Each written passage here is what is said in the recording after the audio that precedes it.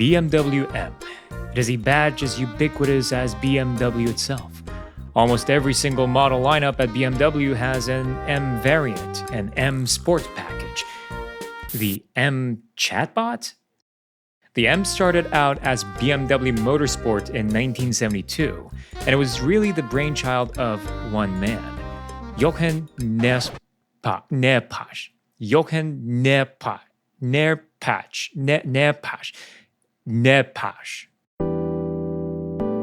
Neerpasch was born to a dealership owner in Krefeld in 1939 and grew up surrounded by cars. As he got older, he wanted to go racing. And he did. And he did it well. He started racing the Volkswagen Isabella, then had stints at Volvo and even Shelby, driving the GT40. In 1966, he became Porsche's factory driver. In 1968, he brought Porsche their first win at the 24 Hours of Daytona in a Porsche 907. He was good. But after coming home third at the 1968 24 Hours of Le Mans, he announced his retirement from racing. You see, Neerpasch was offered an enticing offer from Ford, a race director position. He joined Ford to set up their competitions department in Cologne. He was only 29. Neerpasch took the Ford Capri and turned it into a touring car champion, the Capri RS 2600. Between 1971 and 1972, these Capris took home 13 victories out of 16 races in the European Touring Car Championship. As it turned out, Neerpasch wasn't just a great driver, but an even greater team leader. And his achievements did not go unnoticed, especially by BMW. BMW had actually retired their works racing team in 1970, instead relying on private tuner teams to race BMWs on their behalf, like Alpina and AC Schnitzer. While they did see some successes here and there, the BMWs were consistently defeated by Ford and their works team for the past 2 years. BMW saw the need to consolidate their racing efforts, to build a proper racing department. And who best to lead this new endeavor? Neerpasch. It was Neerpasch. But Neerpasch was savoring the success at Ford. The Capri was fast. He was comfortable there. BMW's offer, on the other hand, was uncharted water. In an interview with BMW blog, Neerpasch recalled, "I got a phone call. I think it was January 1972 from Bob Lutz, and he asked me, BMW wants to reorganize their motorsports activities, if I could be interested in this. I had no reason to change because I felt we were very competitive." What changed his mind was when BMW approved of his proposal to form a separate company that would not just build race cars, but also high-performance road cars.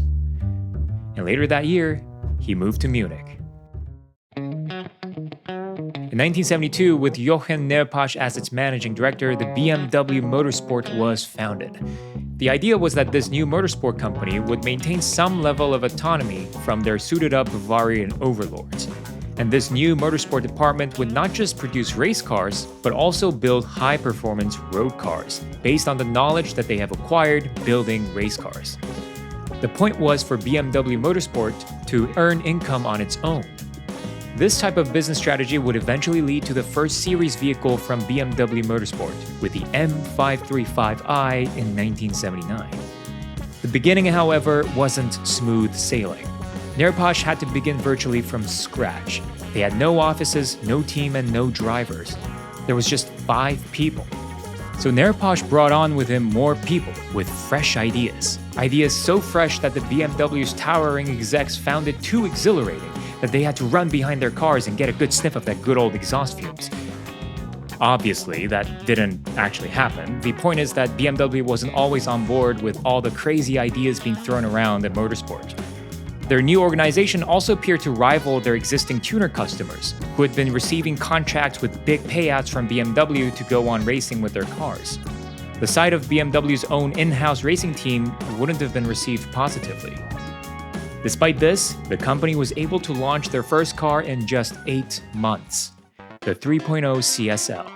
After a couple of iterations and adding a front air dam, splitters along the front fenders, and a rear wing, the 3.0 CSL became an instant legend. But it wasn't just the cars Neerpasch oversaw. It was the drivers that he gave great attention to as well. In 1973, Neerpasch took the drivers to a driver tuning session in Switzerland with a bunch of sports instructors. His efforts eventually evolved into a proper BMW junior team and a driver training program by 1977.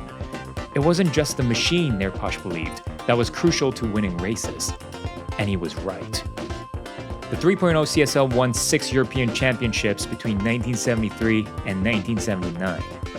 In 1975, they even went across the Atlantic to take several victories at the IMSA Camel GT Championship. As amazing as the CSLs were, they were expensive to build, almost 400,000 Deutschmarks each. As for the BMW 320s that entered Group 5 racing in 1976, the racing car cost a whopping 750,000 Deutschmarks, compared to the 35,000 Deutschmarks for the standard 3 Series road car. The cost of turning a road car into a racing car was a shortcut to bankruptcy. A quick disclaimer, these numbers were provided by Neerpasch from his numerous interviews, and there are some discrepancies across his anecdotes. It's good to take these numbers with a pinch of salt, but it does illustrate his point about the unsustainably high cost of building these race cars. And so in 1978, Neerpasch had the idea of building a race car from the ground up that could also be put on the road, a reverse of what they had done with the CSL. The hope was to bring the cost of racing down. Initially, this concept was sketched out as a super coupe that would sit at the top of the model range in BMW. What Neerpasch really wanted with this car was to house a future Formula 1 engine, a 3-liter V8. They would then detune and produce a road-going derivative for the road-going super coupe. But the problem was pretty clear: cost and time. To produce an F1 engine was one challenge, but to modify it for a road car was an even greater one, not to mention the lack of enthusiasm from the BMW execs. Neerpasch needed another plan. BMW Motorsport instead decided to take on this project using an existing 6-cylinder engine, and they put it in what we now know as the M1. In 1978, when the M1 road car was released, it was around 100,000 Deutschmarks. Pretty expensive, considering the Porsche 911 Turbo of the same period was only around 78,000 Deutschmarks. But the race-going version of the M1 was 150,000 Deutschmarks, only 50,000 more than the road-going car.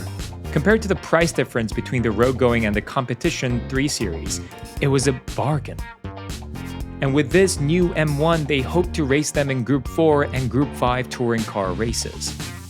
BMW was to provide all the mechanical and technical components and contracted Lamborghini to build the body and the chassis. Given their experience in building mid-engine sports cars, Lamborghini was seen as an ideal candidate. Except Lamborghini went bust. There were suspicions at BMW on whether the funds Lamborghini had received as loan for the M1 were being used to build M1s in the first place. Rumors said that Lamborghini had taken the funding from the Italian government to develop the Cheetah, an off-roader for the US military. But Lamborghini would lose that contract and its financial woes would deepen, not to mention Lamborghini was being sued over the Cheetah's design. Seeing no hope for the bankrupt Italian outfit, BMW decided to pull the plug and salvage what they could. Now that Lamborghini was out of the picture, BMW Motorsport had to redraw their production chain for the M1. The car ended up having its space frame made at Marchesi and its body shell at TIR in Modena. Giugiaro's Ital Design then put them together and provided the interior, and the car was finally transported to Stuttgart, where Bauer installed all the mechanical parts. The car became a logistical nightmare. They also couldn't get the number of units they wanted produced. This meant that they could not meet the homologation requirements for Group 4 and wouldn't be able to race in it. But to sell sports cars, you had to race them. Neerpasch was in a bar with Max Mosley, the legal advisor of Formula 1 Constructors Association at the time, discussing the woes of M1.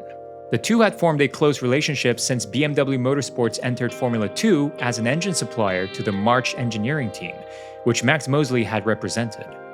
Somewhere along the conversation, the idea of a one-make series to support the Formula 1 races came up. The two were hooked on the idea of having F1 drivers battling it out on the identically spec'd Group 4 M1s. The idea was then relayed to Bernie Ecclestone, who at the time led the Formula 1 Constructors Association. Bernie Ecclestone was apparently enthused by the idea of drawing more crowds on Saturdays during an F1 weekend, so he agreed. Now, all the big bosses were in on it, but the real question was, were race teams prepared to buy a 150,000 Deutschmark race car for a one-make series that had never been done before with no guarantee of turning a profit? Apparently, they tried luring potential customer teams and drivers with the prize of a brand new BMW M1 road car, which I guess worked pretty well. But Bernie really pulled it through, instructing Max Mosley to pay Mario Andretti cold hard cash to drive in one of the cars. He was hooked, and eventually many of the drivers on the grid took part. Except for Ferrari drivers. Their contracts didn't allow that. And then, of course, there were drivers who just wanted to race in one. Niki Lauda, who wanted a guaranteed seat at every Procar race event, convinced Ron Dennis to field their own car as a customer team, which allowed Lauda to drive in every single race. He was crowned champion by the end of it. The Procar series provided what the M1 needed, a popular racing series that highlighted the performance and the drivability of BMW's new sports car. It was a little rough around the edges, but with more development, Neerpasch believed it could have rivaled the great Porsche 911. But the Procar series, despite the success it saw in its first season, did not last long. BMW shut down the M1 project just a year later, seeing no future in this bespoke mid-engine sports car. Disappointed that his vision for the M1 was never to be realized, Neerpasch left BMW Motorsport, leaving a prestigious brand that would go on to spawn the M chatbot. Upon leaving BMW, Neerpasch had a very short stint with Tabo, a dormant mark that was resurrected from the dead via corporate conglomerate Wizardry, which planned to participate in Formula One. Neerpasch was looking to enter F1 as a team manager, and he knew that the engines developed at BMW were suitable for F1 racing. Tabo had agreed to purchase BMW engines for their cars, but BMW pulled out at the last minute, realizing that supplying engines to a potential commercial rival was not such a great idea. Tabo would eventually drop the entire F1 endeavor completely, and BMW would instead join F1 with Brabham. One could only imagine how Neerpasch would have felt. After working as a consultant for various motorsports governing bodies, Neerpasch finally landed at Mercedes when they announced their return to motorsports. In 1989, he became the race director for the Sauber-Mercedes team. The Sauber C9 and C11 were born under his supervision, which went on to dominate the World Sports Prototype Championships in 1989 and 1990. They were driven by drivers whom Neerpasch had trained through his new junior driver program. One of the drivers he had trained included a pretty well-known F1 driver by the name of Michael Schumacher. Neerpasch had bigger ambitions for the drivers in particular, as he had been preparing to enter them in Formula One, with Mercedes as a works team. But the board at Mercedes shot the F1 idea down. At the time, Mercedes was riddled with debt incurred by AEG, a troubled electrical equipment company Daimler-Benz had acquired back in 1985. With layoffs looming over the company, they concluded that F1 was just too costly to justify. Neerpasch's F1 hopes vanished once again. It apparently left Neerpasch so furious that he left for southern France with his wife to become an olive farmer. Apparently, it wasn't very successful. Today, he is still seen around the racetracks, having returned to BMW. It is at the junior driver program where he is currently training the next generation of racing drivers. Though he had been repeatedly let down in his pursuit for Formula One, he had this to say at an interview with Speedweek. "There's no point in looking back in anger, because the many wonderful years with incredible moments of success far outweigh them. I'm satisfied with what I've done and achieved, and I've now returned to where it all began in Munich in 1972. A mechanic turned driver turned race director, Neerpasch left a lasting legacy both on the track and on the road. Not only did he oversee some of the most iconic BMWs, his junior team programs continue to train young talented drivers to this day, a unique legacy that he can most definitely be proud of."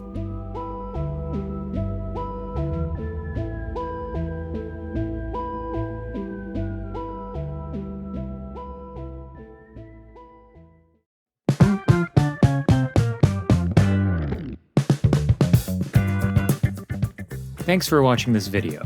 I'm currently traveling at the moment and as such have had some delays with these videos. If you've enjoyed this one, please consider leaving a like and subscribe, and I'll see you on the next one.